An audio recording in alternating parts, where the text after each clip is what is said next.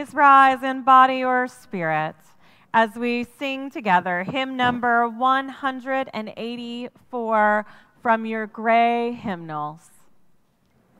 Be ye lamps unto yourselves.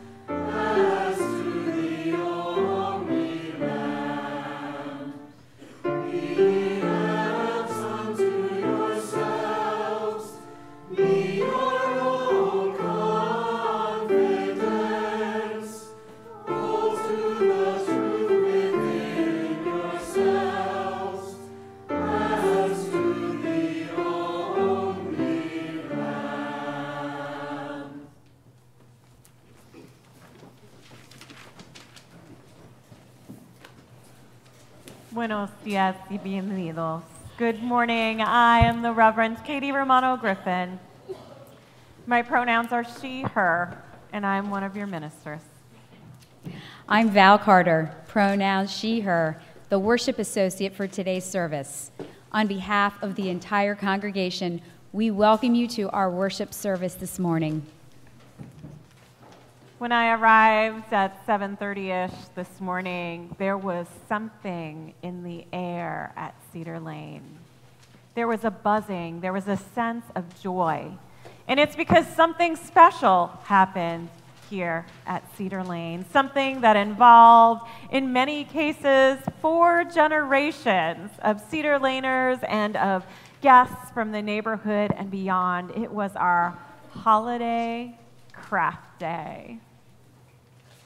If you were a volunteer at Holiday Craft Day, maybe you were Santa or an elf, or maybe you were busy at one of the booths, or maybe you helped in another way, or maybe you're Alice Camille who organized the whole shindig. But could you please raise your hand or rise in body or spirit so we may thank you for this community gift?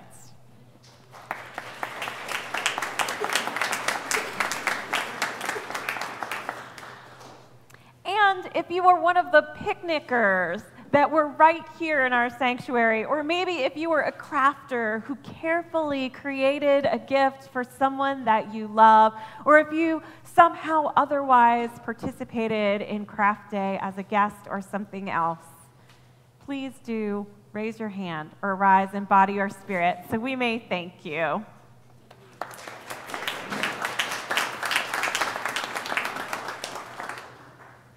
Thank you for making Cedar Lane truly a beloved community. Our words of welcome are filled with our deepest aspirations for beloved community. They call us to embody this beloved community. And so we invite you today into a responsive practice with us. As we share the litany, your response will be, "You are welcome here." Whether you're joining us for the first time or you've been a member since our founding in 1951, you are welcome here. Whoever you are and whomever you love, you are welcome here.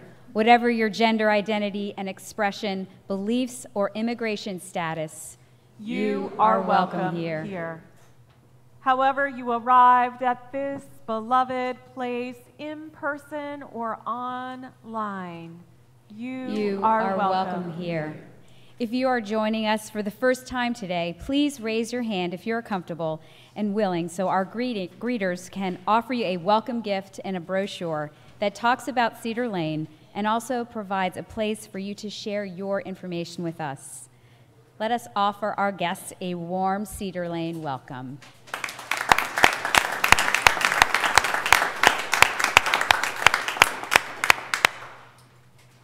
I'd like to draw your attention to the announcements page, which was right next to the orders of celebration in the back of the room. And these amazing little snapshots of our vital and just fantastic community, right? Can we say that? There's a lot that happens here at Cedar Lane, like our community creating events like Craft Day and our Halloween Trunk or Treat, to the many social justice activities.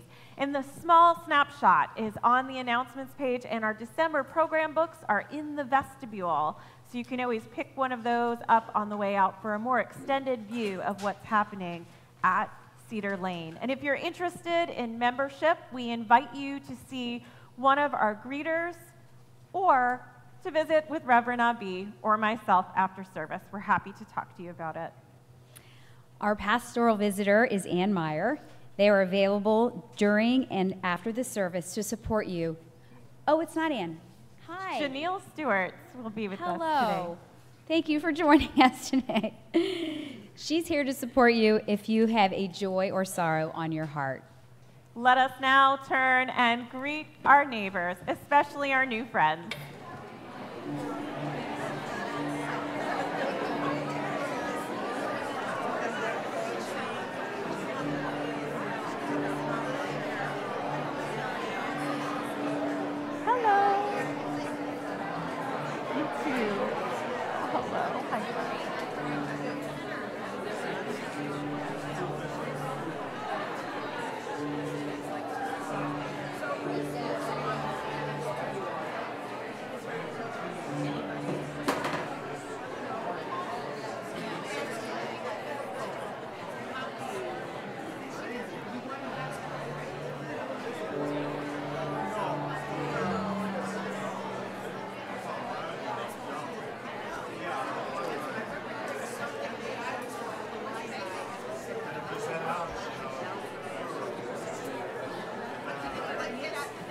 One strong body gathered here in the struggle and the power.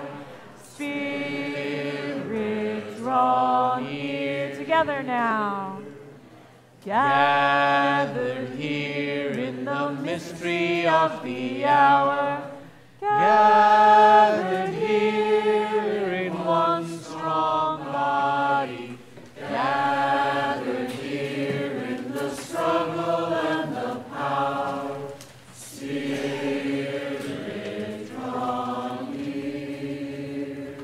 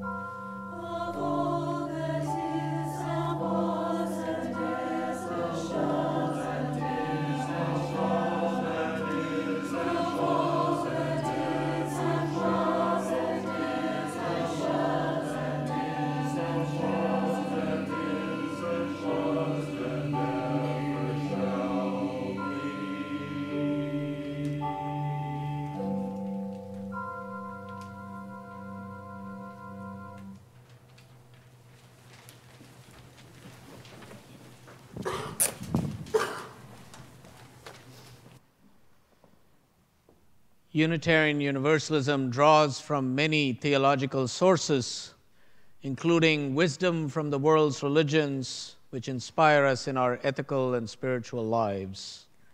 This third Unitarian Universalist source can be found within the first couple of pages of your gray hymnals, and it contains within itself an amazing variety of contributions from the world's religions, which enrich our faith and expand our vision.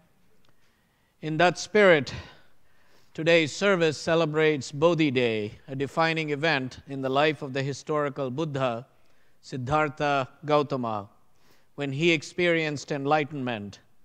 It is observed at this time of year by traditional Zen and Pureland Buddhist schools of China, Japan, Korea, and Vietnam. Bodhi Day serves as a reminder amid all of the hustle and bustle of the season to pause, to center down, and reconnect with the inner wisdom that is available to all of us, and recognize at this time our relationship to the whole. And so let us pause, center down, inviting our mind, body, and spirit into this space as we begin with these ancient Pali chants. Namo tas bhagavato arahato samma sambuddhassa. Namo tas bhagavato arahato samma sambuddhassa. Namo tas bhagavato arahato samma sambuddhassa. I pay homage to the Blessed One, the perfected One, the fully enlightened One. Supparipanno bhagavato savaka sangho. Ujupatipanno bhagavato savaka sangho. Nyapatipanno bhagavato savaka sangho. Samichapatipanno bhagavato savaka sangho. Yadidam chattari purisayugani. Atta purisa puggala yesa bhagavato savaka sangho. Ahuneyo pahuneyo dakkineyo anjali karanyo. Anuttaram punyakhetam lokassati. The Sangha of the Gracious One's disciples are good in their practice, are upright in their practice, are systematic in their practice, are correct in their practice. That is to say, the Sangha of the Gracious One's disciples are worthy of offerings, of hospitality, of gifts, and of reverential salutation, the unsurpassed field of merit for the world. Buddham sharanam gacchami. Sangham sharanam gacchami. Dhammam sharanam gacchami. I take refuge in the Buddha. I take refuge in the Sangha. I take refuge in the Dhamma.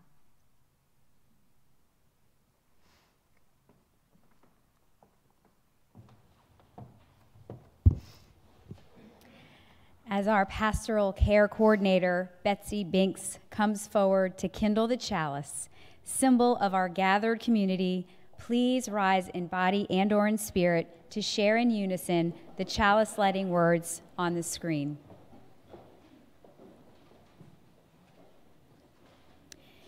In the holy quiet of this hour, may we let go of our anxieties, our fears, our anger, our self-doubts, our regrets, our petty grievances, and our distractions. Let the flame of our chalice burn them from our hearts and minds, and light our way to awakening, awe, and attention. Please be seated.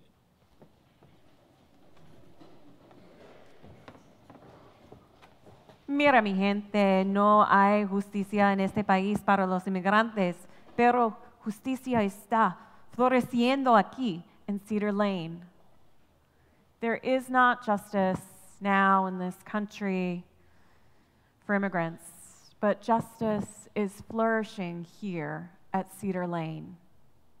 And I wonder if you are connected to our immigration justice ministry team, or if you are connected to our work in sanctuary, if you could just raise your hand or maybe rise in body or spirit. Thank you.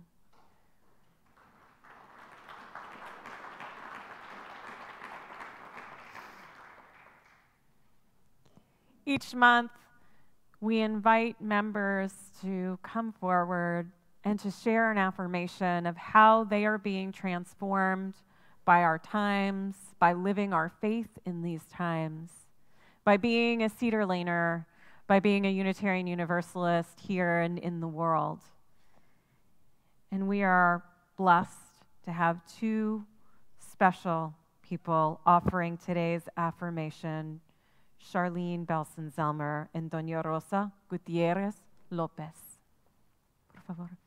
And offering interpretation today, Roger Santo Domingo.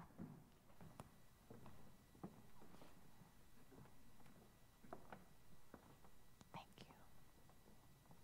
Buenos días, tengan todos y que Dios los bendiga. Good morning, everyone. God bless you. Soy Rosa Gutiérrez López, soy una invitada especial que estoy en Santuario. I'm Rosa Gutierrez Lopez. I know you're a special guest in Sanctuary. Ya se acerca mi aniversario, ya casi un año de estar aquí. It's almost a year of being your guest, my anniversary here. Muchas gracias por toda la ayuda que me han brindado. Thank you for all the help you have given to me. Que me han recibido con un fuerte abrazo y un beso. Estoy muy agradecida que me han recibido a mí y a mis hijos. I'm grateful for the welcoming that you have offered me and my family, your tender and love. Muchas gracias por brindarme el calor y el amor de recibirme en esta iglesia. Yo tengo la oportunidad de haber conocido a todos los miembros de esta iglesia y muchas gracias por toda la ayuda que me han brindado. I'm so grateful for all the help that you have gave me, and I'm happy to have met each of every one of you in this congregation. Muchas gracias a todas las iglesias también de afuera y congregaciones y organizaciones las cuales han dedicado el día a día por estar apoyándome en mi caso. And also grateful for not only the Cedar Lane congregation, but all the other congregations that have been attending and taking care of my case. Gracias a todos que han dedicado el día a día y todo el esfuerzo que han hecho en andar con mi abogada y andar buscando para que migración acepte mi stay or removal. Also, it has been very helpful, everyone that has been accompanying me and assisting also my lawyer in the process of trying to get rid of my state of removal. Muchas gracias a aquellas personas que me le brindan también el tiempo a mis hijos y dejan su tiempo, dejan a su familia por brindarme el tiempo a mí y a mis hijos. Muchas gracias. Y también les agradezco de corazón y que Dios me los bendiga a todos y también a las personas que me han ayudado de Washington, Maryland y Virginia. With the whole heart, I also thank for the people that has give up time with their own families to be with my children, and that has been we have felt your warmth, and also we are grateful with the people from Virginia, Maryland, and DC that has been occupied with this case. Muchas gracias. En nombre mío y de mis hijos les decimos que los amamos mucho de corazón. We said, my children and me, that we love you with all our heart. Porque ustedes son una nueva familia para nosotros. You have become our family. Y también les quiero pedir a todos aquellos personas que puedan ver este servicio por internet o por YouTube, que por favor los que trabajan en el Congreso se pongan su mano en su corazón y hablen con migración para que acepten mi stay or removal. As this service is being broadcast through YouTube and social media, I hope that those that can see it could share with people in government and Congress especially, that for them to take care of my state of removal and pay attention to these problems. Y hablo por aquellos que estamos también en santuario, el cual nosotros tenemos el derecho de reincorporarnos a la sociedad. All of us that are in sanctuary feel the right need to integrate in society. Y que nos den la oportunidad de estar afuera. Y no somos unas personas malas, somos personas trabajadoras, el cual tenemos nuestras vidas con nuestros hijos. Y así les pido en el nombre de Dios y en el nombre de Jesús que por favor nos ayuden y nos apoyen a los congresistas del Congreso y los senadores y electos oficiales también. Muchas gracias y que Dios me los bendiga a todos. Gracias. So we are not bad people, we're good people, working people, and we want to be part of this society as productive a person of this community. So we want to touch the hearts of everyone and also be grateful with those that are taking care of our case and our situation now. Que nos den la oportunidad de poder reintegrarlos a la sociedad y que nos vean con ojos de buenas personas que somos. Somos gente trabajadora y inmigramos de nuestros países, pero es por diferentes circunstancias. Yo les pido a los del Congreso que por favor pongan su mano en el corazón y nos aprueben la estadía para nosotros poder estar en este país. Muchas gracias. Y los amo a todos. So I love you, everyone. That's the last thing that she said. And I hope that my words touch the heart of people in Congress so they can work to change the situation of people like me that are working people, not bad people that want to be part of this society. And we love you all. Thank you.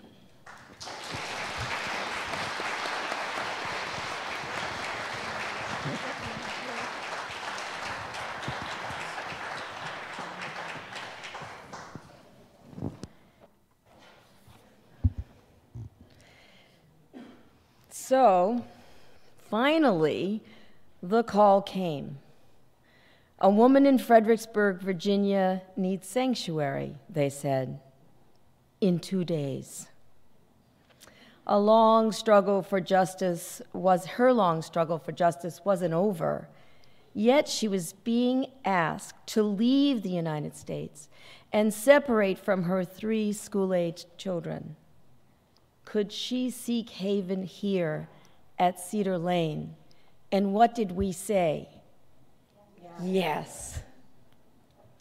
I knew it in my bones as I sat in the row at Temple Shalom that fateful Saturday, that this call was different. If the Board of Trustees said yes, that all of us would be called to live our faith and keep our commitment to host a sanctuary guest, a commitment we'd made 19 months earlier. Were we ready? Was I ready? I felt the rush of many feelings all at once. Trepidation for our future as a sanctuary host, inadequacy to the task, we'd never done this before. Anger at how this administration had demonized our immigrant neighbors. And finally, resolve to do what I knew was right for such a time as this. As Rich Morales, our program director for La Red, the Immigrant Justice Campaign for Faith in Action, our parent organization for Congregation Action Network, told us as we held hands together and wondered together. He said, "We have trained for this. We prepared for this. We prayed about this. We are ready." When challenged with the need to stand with her people, Queen Esther demurred.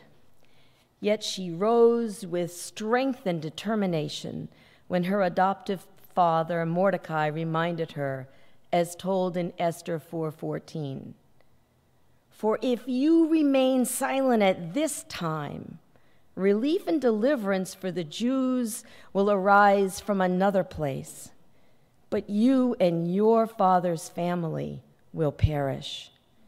And who knows but that you have come to royal position for such a time as this?" We're not royalty like Queen Esther was, but we are people of faith and people of action.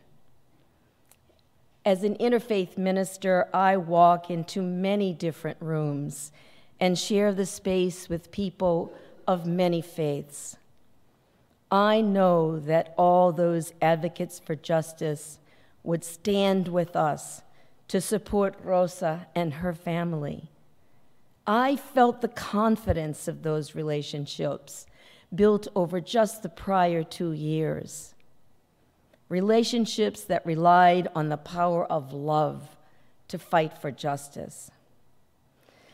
So, despite my doubts and understandable concerns, I move forward with what has become a huge core of supporters and leaders like Diane Seifert, Moyo Myers, Kathy Bryant, Sissy Williams, Gail Schmidt, Ariel Mora, and many, many others from Cedar Lane and our extended network of more than 70 congregations, more than 27 of which volunteer right here in Sanctuary.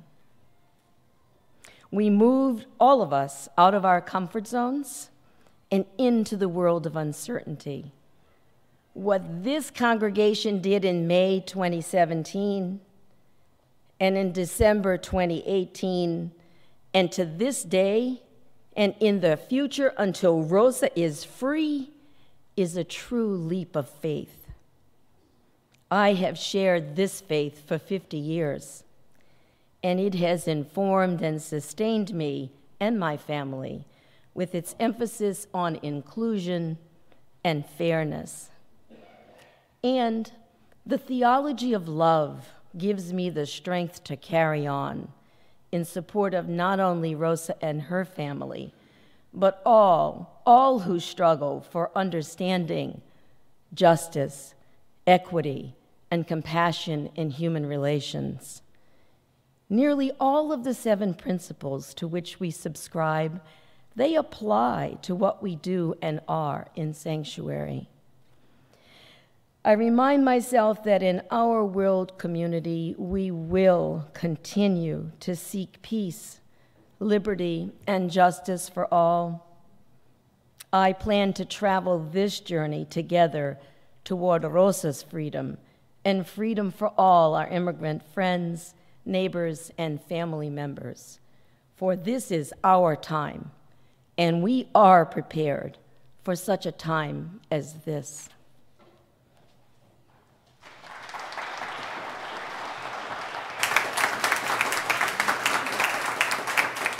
Guys, embody your spirit.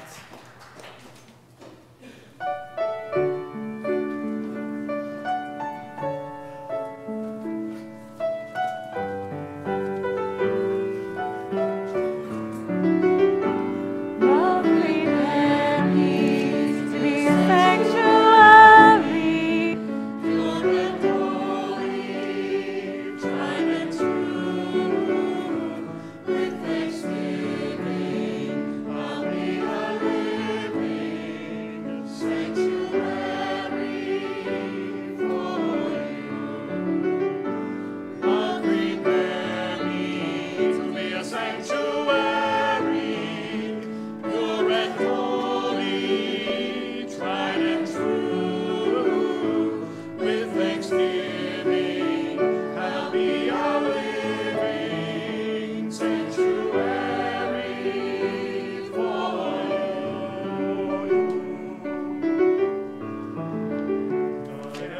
temple, God's holy temple, for his spirit lives in me, created as a sacred dwelling of the Most High God.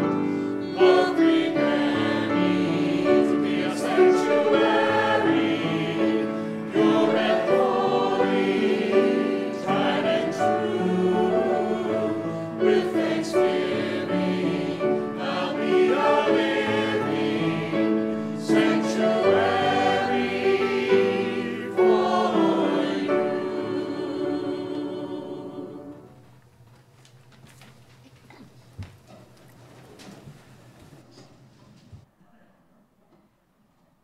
Love, prepare us to be a sanctuary.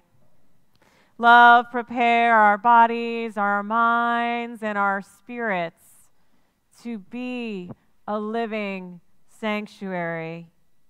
Please breathe with me into this moment. Though our hearts may beat at different rhythms, some more sure than others, we have this shared breath of life. Let us settle into this moment, breathing together, knowing that we gather each week not for our needs alone, but to bear witness to our joys and our triumphs, our sorrows and disappointments as a community. In this circle of care, we make space for life's complexities, the many experiences that bless us as well as break our hearts. We come together with our hearts in different places to serve as companions, as sanctuary to one another on this life's journey. I invite you to allow your eyes to focus on the chalice's flickering flames, or to close your eyes if that's what's natural for you. And as we move through this litany, to breathe with it. And as you exhale, say, we hold you in our hearts. If you are living through the small and extraordinary milestones of life, we hold you in our hearts. If parenting is your spiritual practice, we hold you in our hearts. If you are mourning a loss, if you live with or care for someone with grief or chronic pain, illnesses seen and unseen, mental illness or addiction, we hold you in our hearts. If you or someone you love has suffered abuse or injustice, if you or someone you love is a survivor, we hold you in our hearts. Within our Cedar Lane community, we hold the entire Pureland family in our hearts, especially Allison, as they mourn the loss of Allison's mom. Pureland family, we hold you in our hearts. We hold in our hearts Jean Thompson, who is mourning the loss of Ira. Jean, we hold you in our hearts. Breathe deeply with me as our love and our caring flows beyond the walls of Cedar Lane to all those whose lives are lost or impacted by calamities and violence in the world. Let us hold in our hearts those who've been impacted by the violence in Pensacola, Florida, those who've been impacted by the devastation of floods in Eastern Africa and the typhoon in the Philippines, and the 43 people whose lives were lost in a building fire in Delhi. Breathe with me. We hold you in our hearts. And as we move into this time of silence together, let us continue to focus on our breathing, holding all that rests in this room, the many joys and sorrows beating in time with hearts that we cannot hear and yet are present to nevertheless. And know that if you are commemorating the anniversary of a loss or are grieving a loss, you are invited to rise in body or spirit, in mourning and memory, as the community holds this space with you.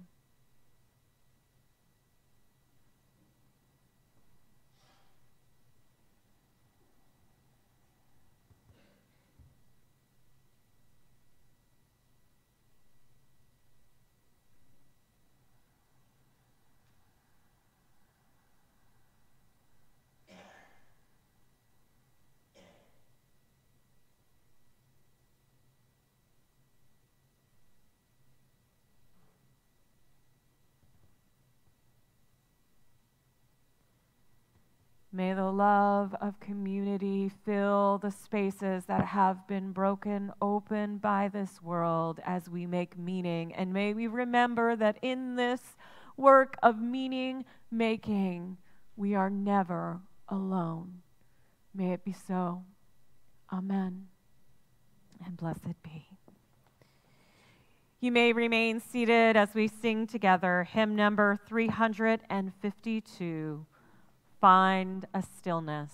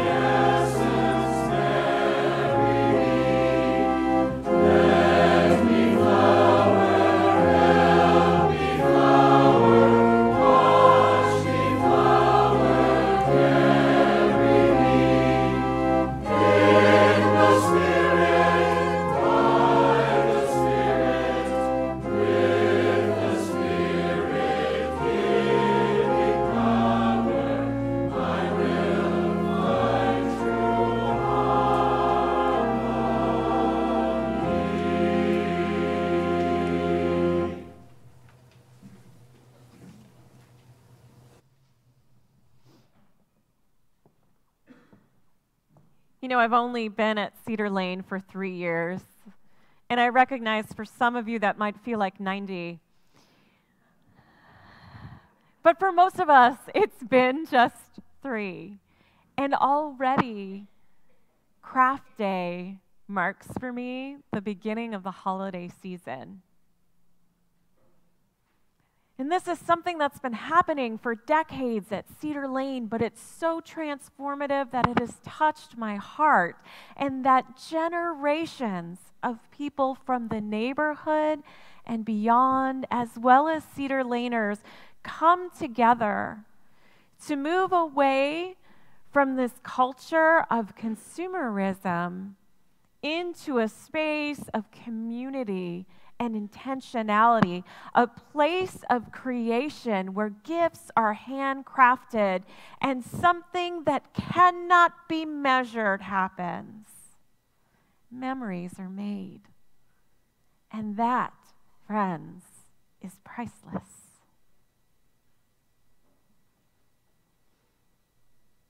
We focus a lot on the amazing justice work that grows out of Cedar Lane, and that is so important and valuable. And so are these events.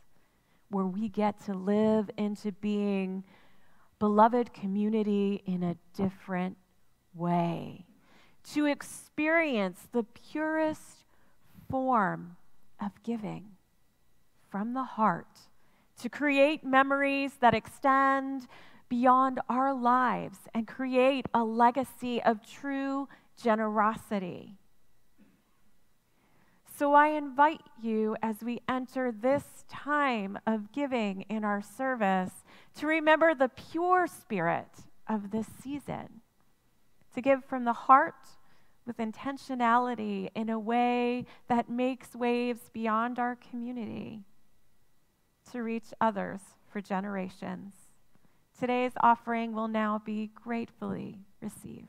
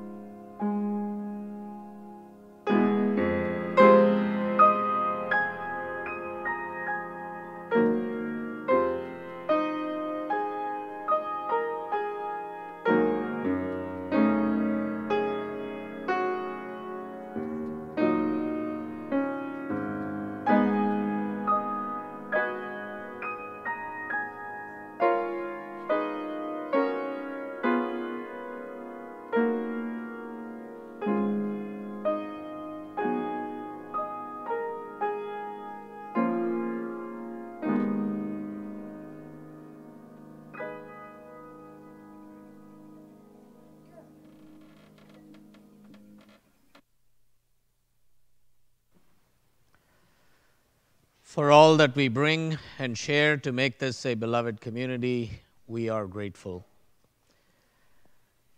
So today is Bodhi Day, the actual day, the annual observance of the day the Buddha awakened to enlightenment. Now the word Bodhi means awakening. And so I'd like to explore what it means to awaken today. But first, a historical context of the Buddha's awakening is provided by some of the key events in his life. Now, the early Buddhists were not historians, just as early Christians were not. Their first passion, when their teacher was no longer with them in the body, was to record not what they knew of his past, but what he had taught. So of the Buddha's life before enlightenment, the scriptures record only some isolated fragments, out of which is constructed this particular outline. Siddhartha Gautama was born around 563 BCE, the son of Queen Maya Devi and King Suddhodana in Lumbini, and King Suddhodana ruled the lands of the Shakya clan along what is today the border between India and Nepal. Apparently his power was not absolute, but shared with a voting assembly called the Sangha, the same name the Buddha would later give to his monastic order, one of the earliest democratic institutions in the world. When Siddhartha was born, a holy man prophesied that he would either become an emperor or renounce the world for a great spiritual destiny. To ensure his son would be a great king and ruler, his father isolated him in the palace and ordered his ministers not to expose the boy to tragedy or allow him to allow him to lack anything he desired. So growing up separated from the world, Siddhartha as a young man was married to Princess Yashodhara, and they had one child, Rahula. Siddhartha was 29 at that time. His future promised every fulfillment that life could offer. By this time, however, gnawing questions had begun to form in his mind.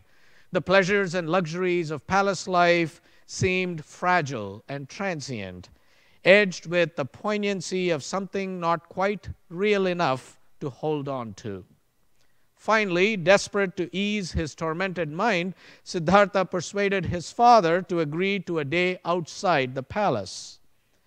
Now, recalling the prophecy of his son's birth, the king made sure the city was devoid of anyone poor, sick, elderly, or suffering along the prince's designated route. Yet, despite all precautions, as Siddhartha rode through the kingdom with his charioteer Chenna, he saw 4 sights which stunned him deeply. First, he saw a very old man, tottering, bent over, and frail. Next, he saw a person grievously ill, cared for by his family. Then, he saw a dead body. Each time he asked his charioteer, "To whom do these things happen?" And each time Chenna responded, "To everyone, my prince." And then on his way home, he encountered a 4th sight, a monk with a begging bowl meditating on the roadside. Siddhartha rode home deep in thought. He realized he had been asleep for 29 years. And so a few days later, he resolved to go forth from the life he had known, not to see his family again until he had found a way to face directly the sorrows of life and find a way beyond their grasp. And so for the next 6 years, Siddhartha wandered in the forest, subjecting his body to all kinds of mortification, including reducing his food intake until he was eating 1 grain of rice every day. However, Siddhartha discovered that with his body so worn down, he could not meditate or focus well. He realized that these extreme practices were just another form of self-attachment, and that neither the self-gratification of palace luxuries nor the self-mortification of asceticism were constructive. Thus, it is said he discovered the middle path, not enlightenment per se, but a critical aspect to the path to enlightenment that avoids extremes and is therefore conducive to reaching it. So near the city of Gaya, he found a tranquil spot under a sacred fig tree where he sat down to meditate with a solemn vow. "Come what may, let my body rot, let my bones be reduced to ashes. I will not get up from here until I have found the way beyond decay and death." Thus determined, Siddhartha passed into deep meditation when the senses closed down and concentration flows undisturbed by the awareness of the outside world. Then, the chronicles say, Mara the tempter arrived, much as Satan came to tempt Jesus in the desert. Now, Mara is every selfish passion that ties us to a mortal body. And despite all the fierce temptations that Mara threw at him, lust, cowardice, doubt, hypocrisy, the desire for power, wealth, and fame, Siddhartha continued his plunge into deeper consciousness. Finally, as he neared the frontier in consciousness that divides what is transient from what is permanent, Mara challenged him in person, asking him, "Who has given you the right to escape my realm?" Siddhartha did not argue, but it is said that he placed his palm on the earth, and the earth itself gave witness. At this, Mara ordered his armies to retreat, and Siddhartha slipped into that profound stillness in which thought stops and the distinctions of a separate personality dissolve. And in this profound state, he remained immersed throughout the night. And when dawn came, the tree under which he sat burst into bloom, and a fragrant breeze showered him with blossoms. He was no longer Siddhartha, the finite personality, but the Buddha, he who is awake. Then Mara is said to have played his last trump. Right. "You have awakened to nirvana," Mara whispered, "and thus escaped from my realm. You have plumbed the depths of consciousness and known a joy not given even to the gods. You sought nirvana with your eyes clear and found it almost impossible to achieve. Others' eyes are covered with dust from the beginning, and they seek their own satisfaction. If you try to teach them what you have found, who do you think will listen? Who will strive as you have? How many will even try to wipe the dust from their eyes?" The Buddha pondered this for a long time and then responded, "Perhaps there will be a few who will listen. Dust does cover the eyes of all, but for some it is only a thin film. Everyone desires an end to suffering and sorrow. To those who will listen, I will teach the Dhamma. And for those who follow it, the Dhamma itself will set them free." Then, with his teaching worked out, he went forth to teach. He had not only awakened to enlightenment, he was now established in it, aware of life's unity not only during meditation but at every moment, awake or asleep. Now he could help others to make the same crossing, a kind of cosmic ferryman. He is represented as always calling Koi Paraga, anyone for the other shore. After awakening to enlightenment, the Buddha gathered his 5 disciples and few others to give his first Dhamma talk. This was the first utterance of the 4 noble truths and the path of the middle way. The 4 noble truths are the fact of suffering, that suffering has an identifiable cause, and that we have the ability to end the cause. And finally, the ways to end the cause of our suffering are by following an 8-fold path: right understanding, right purpose, right speech, right conduct, right work, right effort, right attention, and right meditation. Thus, after 45 years of sharing the Dhamma, the Buddha left his physical body in or around 483 BCE.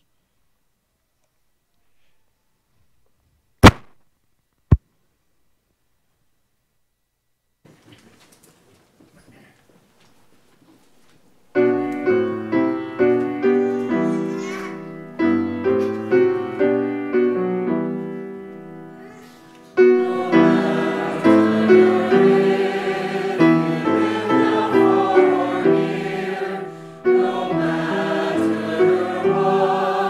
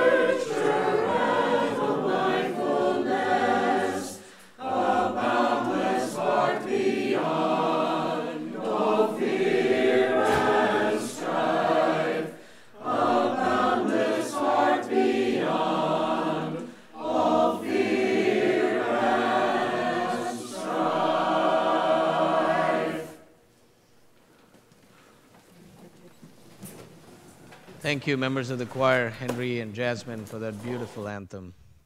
And thank you for hanging out for 2 whole services today. Bless you.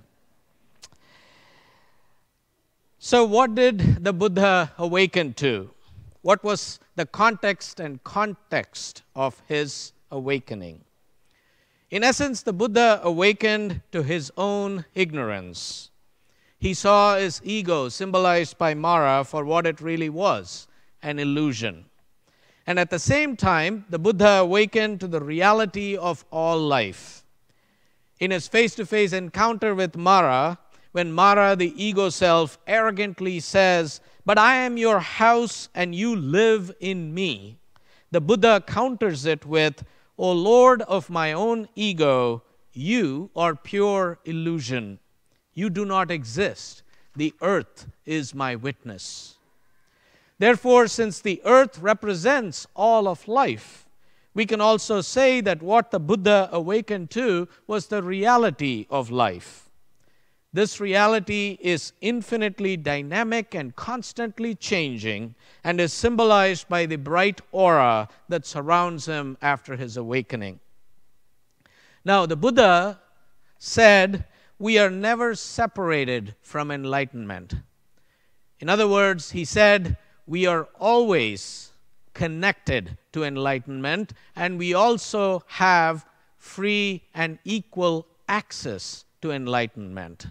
That you don't have to be chosen to have enlightenment, you can choose to be enlightened. Now, that was a radical assertion that he made.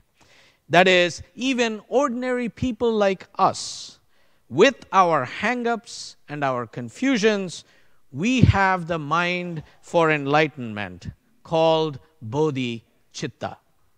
The openness and warmth of Bodhi Chitta is in fact our true nature and our condition.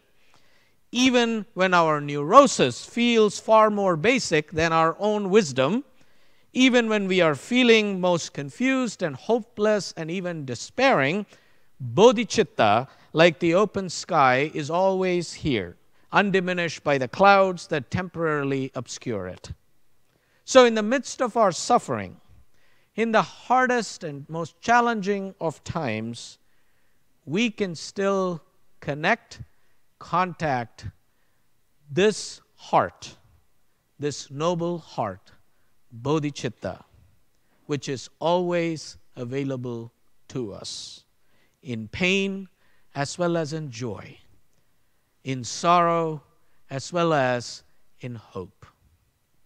That is the essence of the message of the Buddha and of Buddhism, which is not a religion in the Western sense of the word, but is more of a path, a way of life that has much to offer this suffering, broken, and beautiful world of ours and all of us.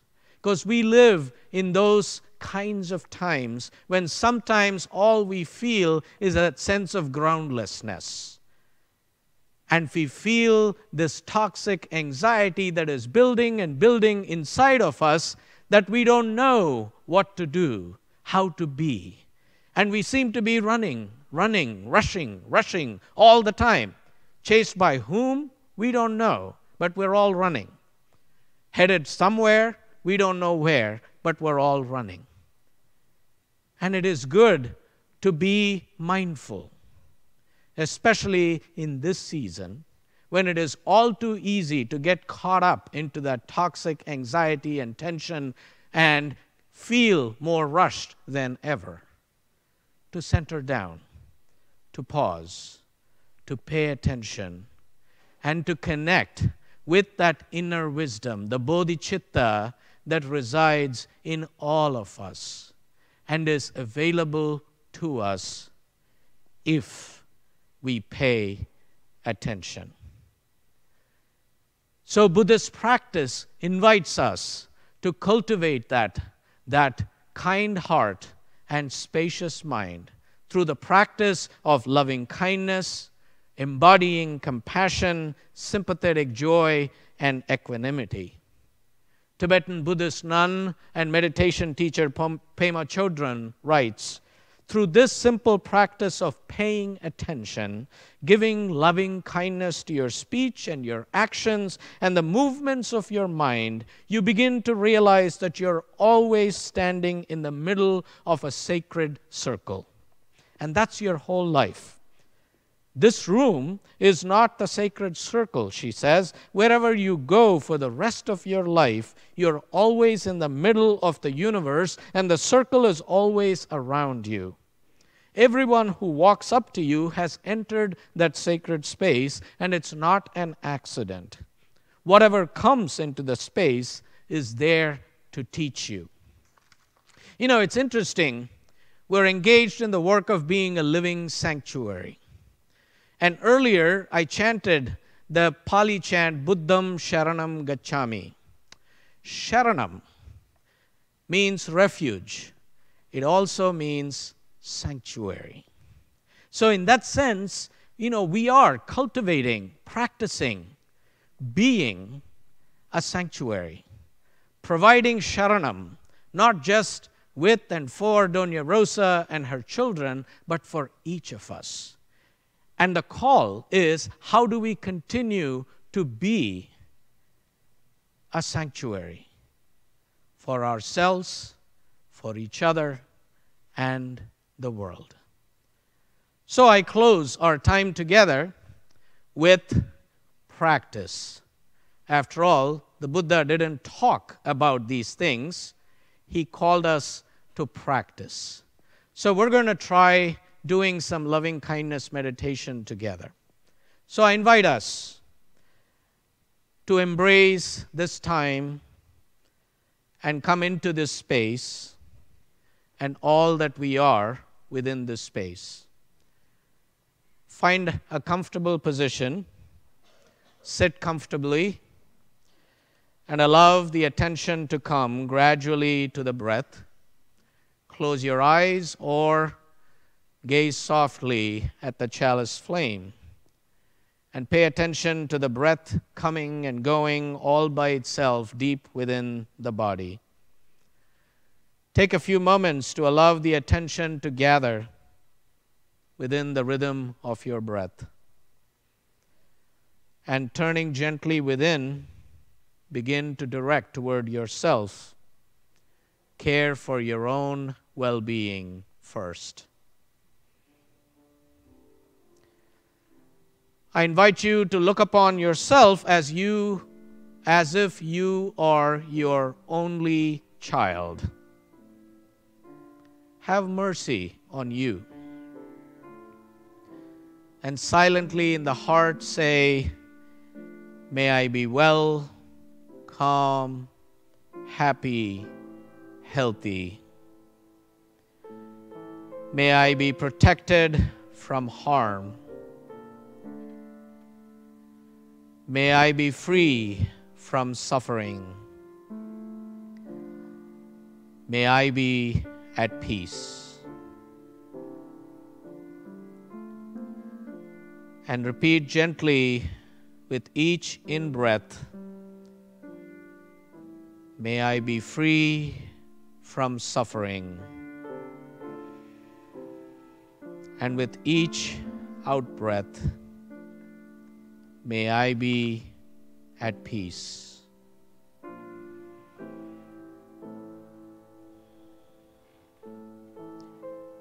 Continue the wish for your well-being and happiness as we sing together. May I be filled with loving kindness. The words are on screen. May I be filled with loving kindness. May I be well. May I be filled with loving kindness. May I be well. May I be peaceful and at ease. May I be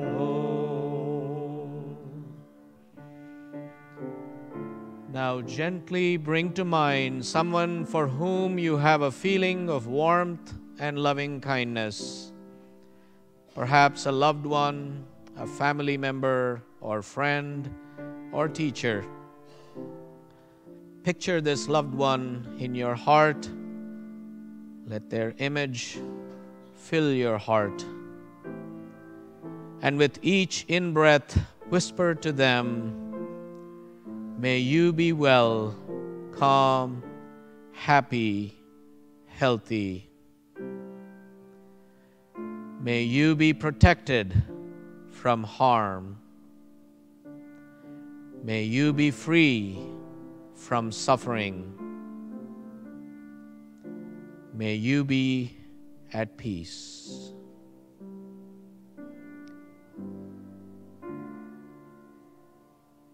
And repeat gently with each in-breath, may you be free from suffering. And with each out-breath, may you be at peace.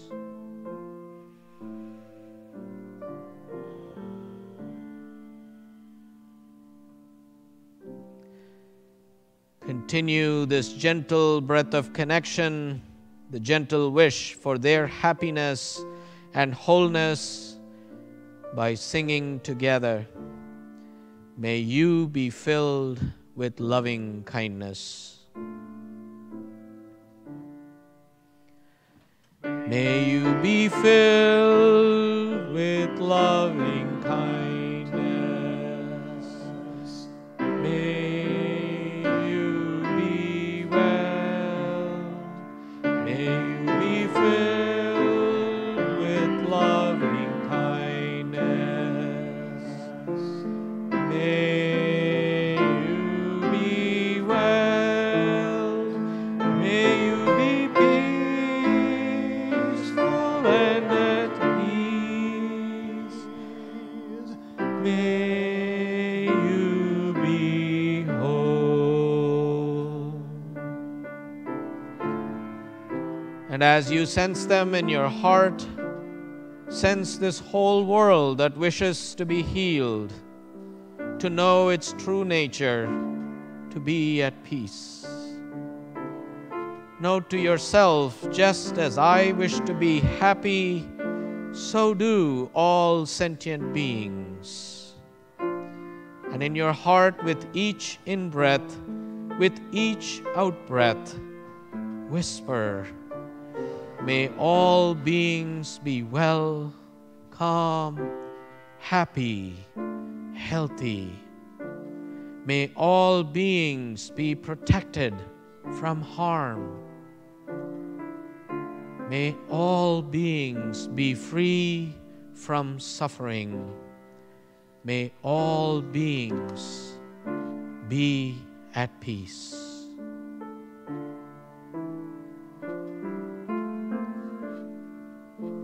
Let your loving kindness radiate out to all beings as it did to your loved one, sensing all beings in need of healing, in need of the peace of their true nature. May all beings be at peace. May they be free of suffering. As you offer wishes of well-being and mercy, of care and loving kindness extended to this world we all share, we sing together, may all be filled with loving kindness. May all be filled with loving kindness. May all be well. May all be filled with loving kindness. May all be well. May all be peaceful and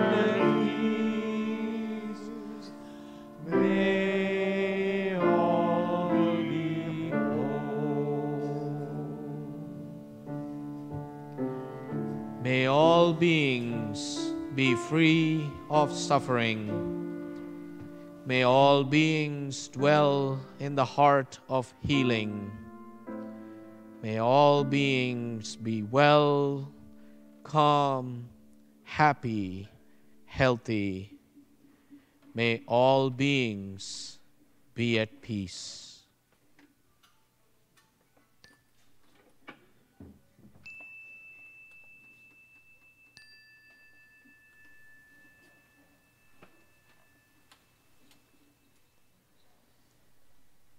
I invite you to join me as you're moved as we close our time together with the Pali chant, the three refuges.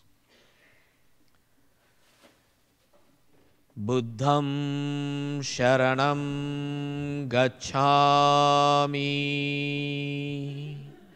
Sangham Sharanam Gacchami, Dhammam Sharanam Gacchami.